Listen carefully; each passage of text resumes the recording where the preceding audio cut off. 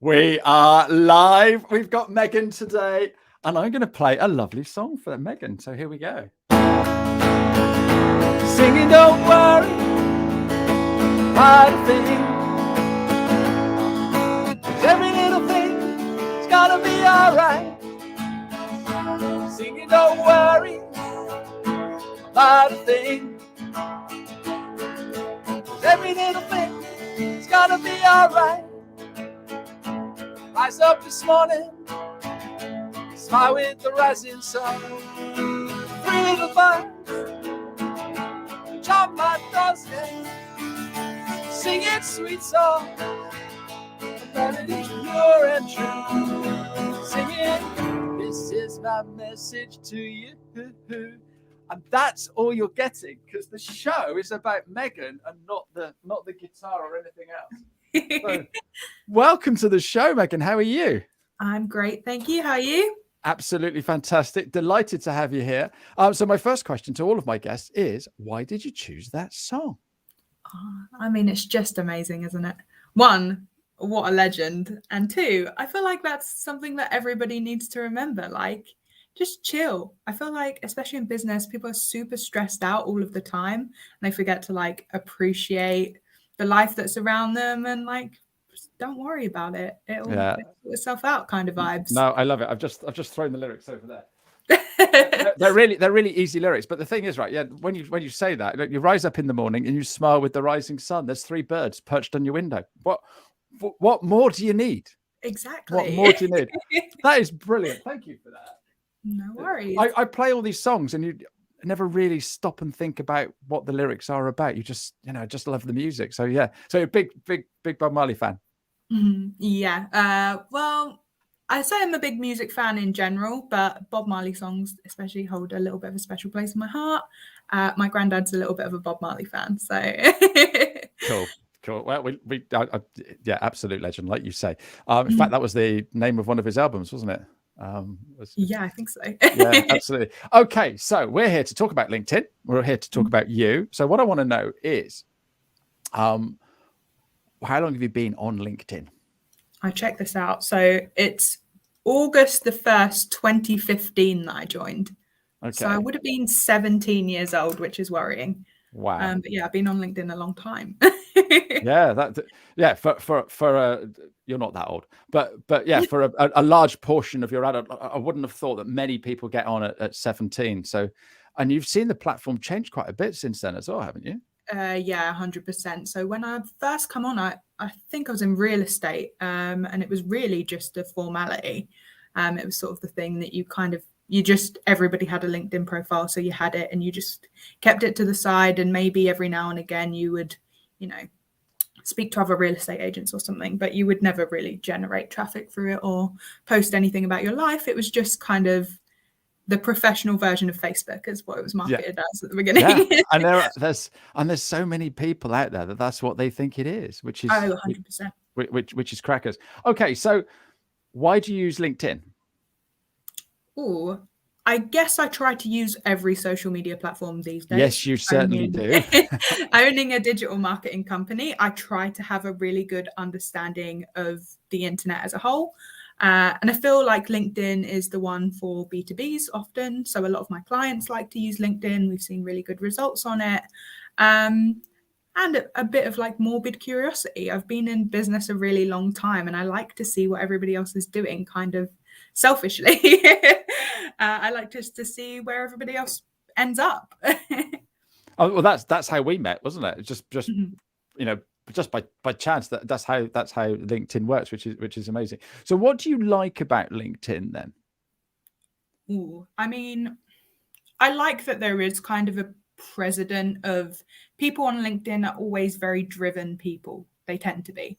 And they tend to be a bit more on the professional side, and super helpful. They definitely know what they're doing. The people who are interacting with you aren't just interacting for the sake of interacting with you, kind of like what you find on other platforms. It's like, I'm just going to leave an emoji or something like that. LinkedIn comments are usually pretty helpful.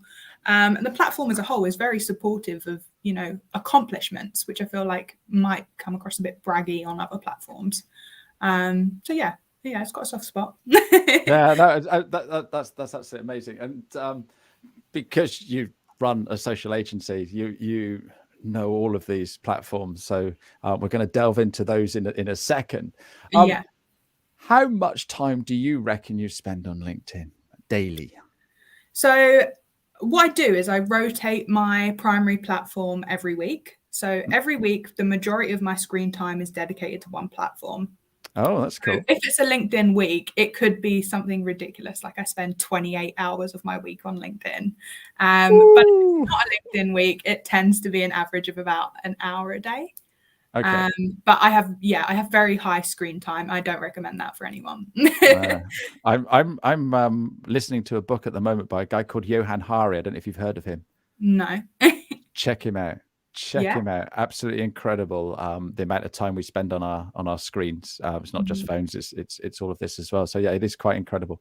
Okay, so when do you find a good time to post on LinkedIn that works for you? What sort of time of day or specific days?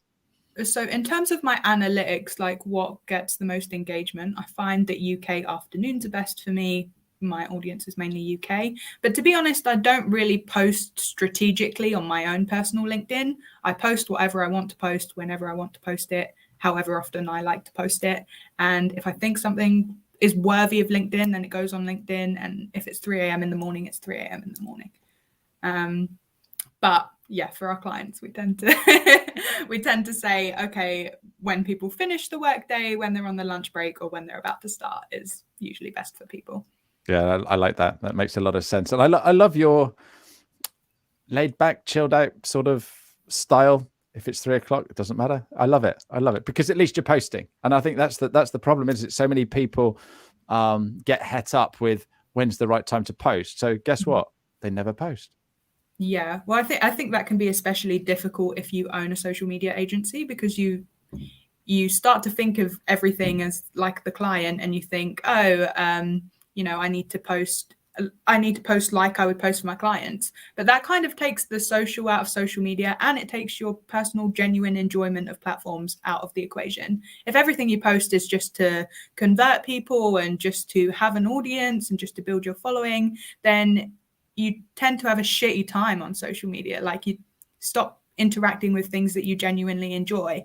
And that's what I found with my LinkedIn. Has stuff about Pokemon cards and has stuff about, did memes and everything that I enjoy as a person, because it's supposed to reflect me as a person and not me as a business.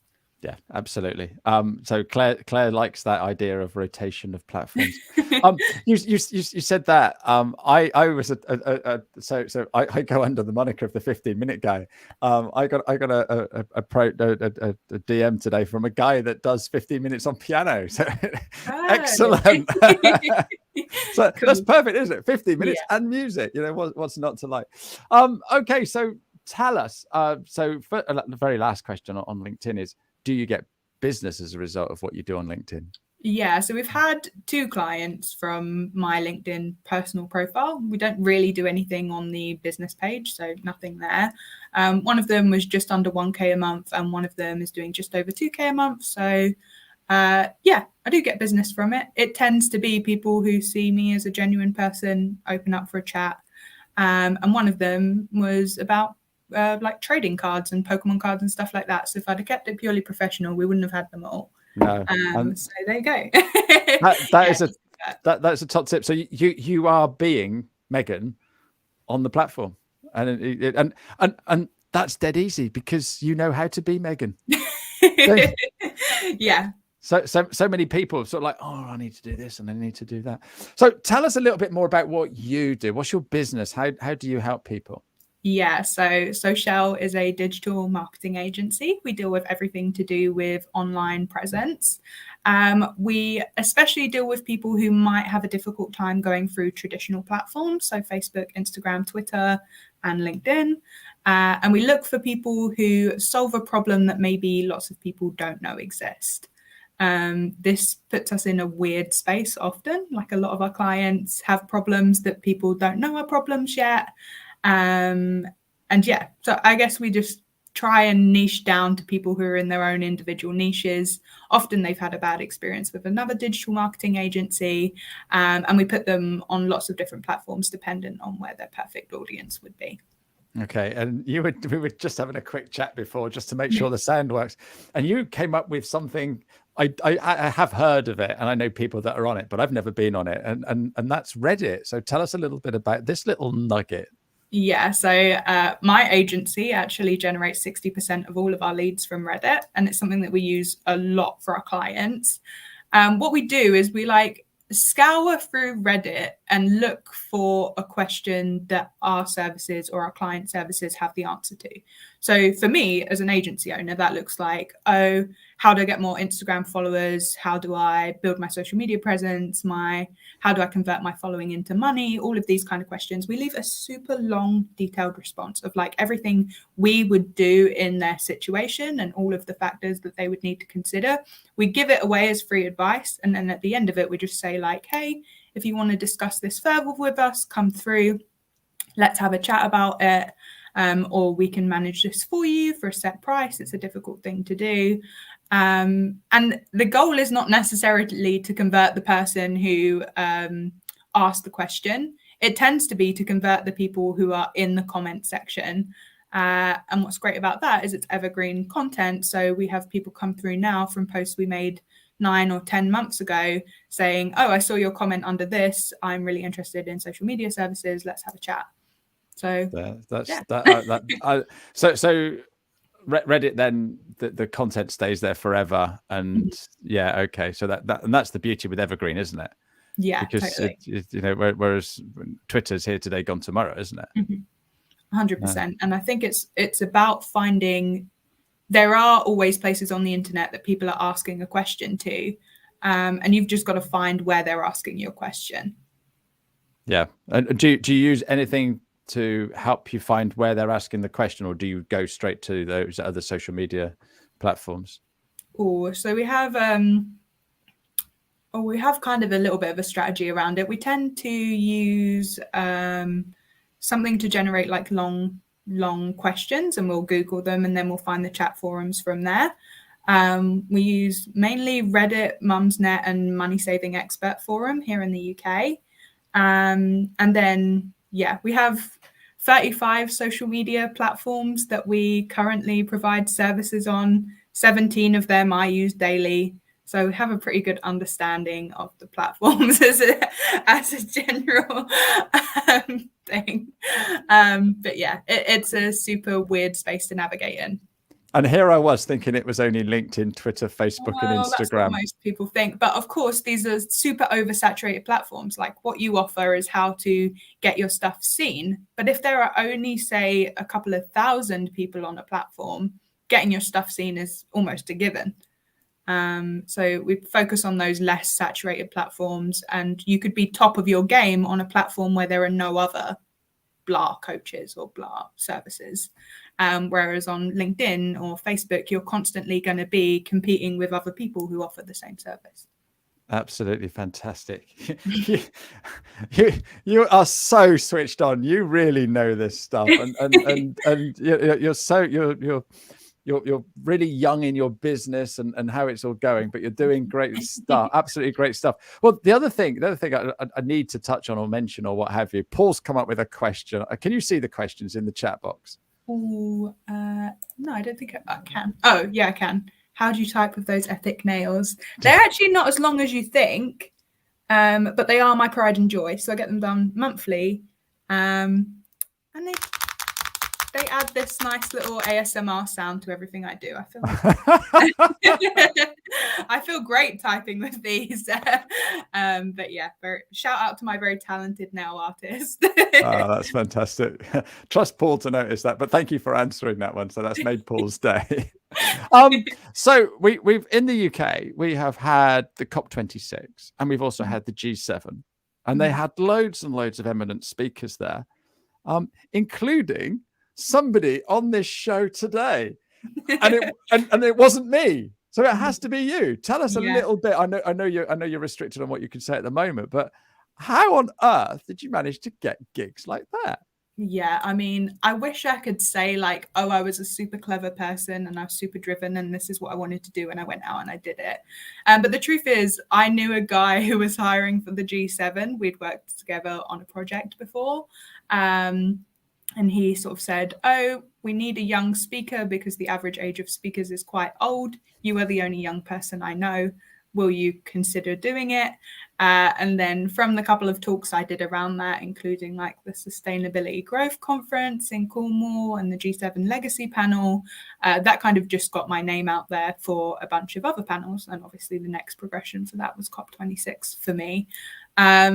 I'm not a sustainability expert. I'm not a sustainability scientist. It is something I care a lot about, but I am horrifically underqualified to speak about anything super in depth. But what I do talk about is the gap between older generations and younger generations, something called the digital native gap, which is people who don't remember what it was like before the internet, people like me who spend, 28 hours a week sitting on their phones, and people who had to adapt to when the internet come in. And then in entrepreneurship, this has created this super weird space where like young people only collaborate with young people and the older generation only collaborate with the older generation.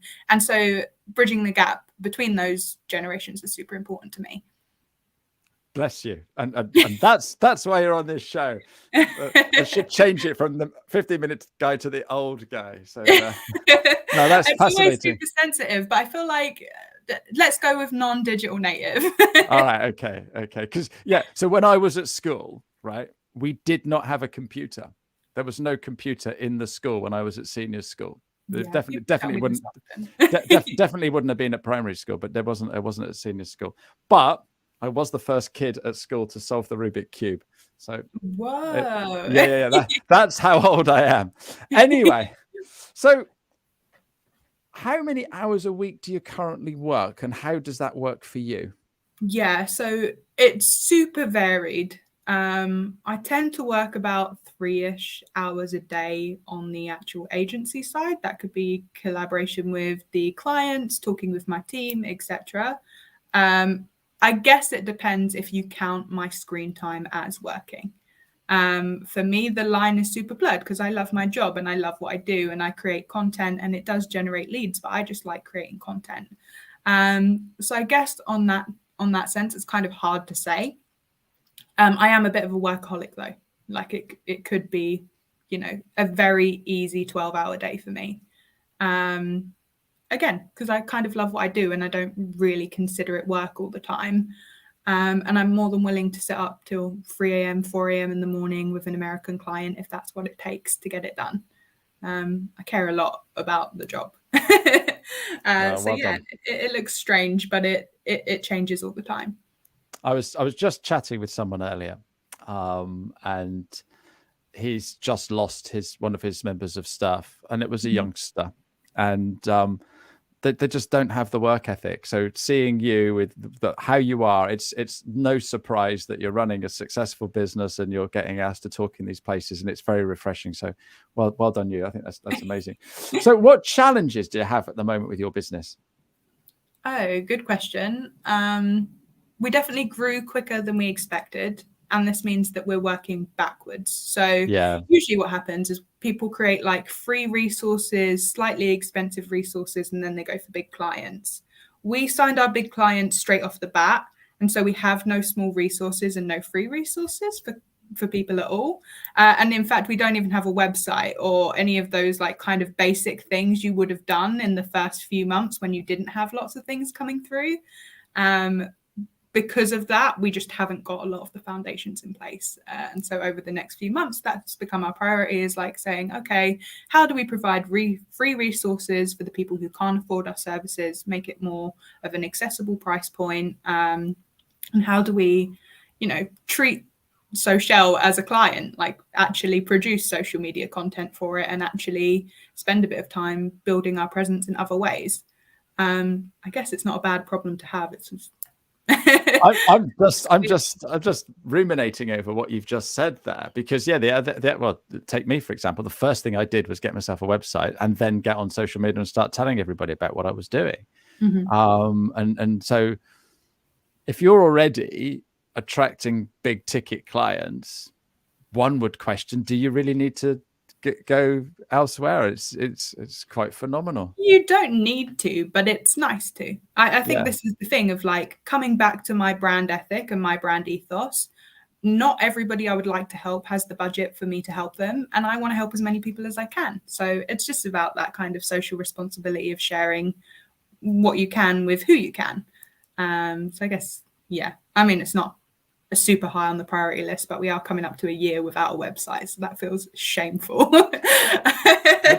I did a post the other day, right, on LinkedIn, about whether or not you should have a website. Yeah. And this was I had someone else in mind I was thinking of, which is why I wrote the post. And all these website designers are coming on now. It's suicide if you don't have a website, and all these sort of things, and goodness knows what else. But obviously, you've proved them all wrong. Well, okay, so this is the thing. It's stupid not to have a website if you're struggling for work. But if your problem is that your company can't keep up with the amount of work coming through, then you should not have a website, because you don't want to be generating more leads. So yeah, for the majority of our clients, the first thing we do is go in and fix their website. So it's like one of those things that I'm hypocritical on. Like, yeah, if I was running anybody else's company, I would set them up a website. But for us, it just hasn't been a main priority. Yeah. But this is the thing, Megan. I don't know if you've ever heard the phrase "a cobbler's kids are poorly shod." It's an old saying, but it's right. Like the builders, they've never finished their houses. Oh yeah. Yeah. And so you know, shoemakers, their kids have always got rubbish shoes, and this is the thing. Yeah. So you know, it's not like you can't do a website, but you get more fun and more money making a website for somebody else. So it makes perfect sense. It makes perfect sense. You have been absolutely delightful today. Thank you so much. I've got two questions actually, haven't I? What do you do when you're not working or on social media? That's a good question. Does Megan have any spare time ever? Yeah. So I don't have a ton of hobbies, but I have been trying to improve this area of my life. I take Soul Cycle every 2 days, which is like a motivational cycling class where they shout out affirmations and you shout them back. So I guess I do a lot of that. And I've just started learning Urdu, which is the official language of Pakistan, because my granddad's Pakistani. And so I have a language tutor for that. Yeah, that's pretty much it. Those are my two main, regular hobbies at the moment. But they change fairly frequently. And why not? Why not? Try as much as you can. I've got one more question for you, but before we do that, I just want to let everybody know who I've got next week. And I've got the lovely Catherine Dyer's coming to have a little natter. So she helps businesses grow and stuff like that. So she's lovely. So I'm looking forward to having her on the show. My final question then, okay, is what tip would you give your 16-year-old self? Yeah, so at 16, I had started my first job and I was a very stressed out individual. So I feel like I just say, enjoy it more. Appreciate your youth more, because as you get older, people want to help you less and less. And while you're young, everybody wants to help you. And I promise you that, when you're 16 and asking for business help, every single person remembers what it was like to be 16. Yeah. So I feel like take advantage of the fact that you are young and appreciate, the opportunity that's open to you. Don't be super stressed out about it and try to enjoy it. Oh, that's perfect advice. I love that. Megan, thank you very much indeed. You've been a little star. I've thoroughly enjoyed chatting to you. We could go on forever, but it is actually called 15 minutes behind the profile, and I know you've got to dash. Thanks to everybody for their lovely comments, and we will see you next week. Thanks very much indeed. Thank you, everyone. Thank you, Ashley. Bye-bye.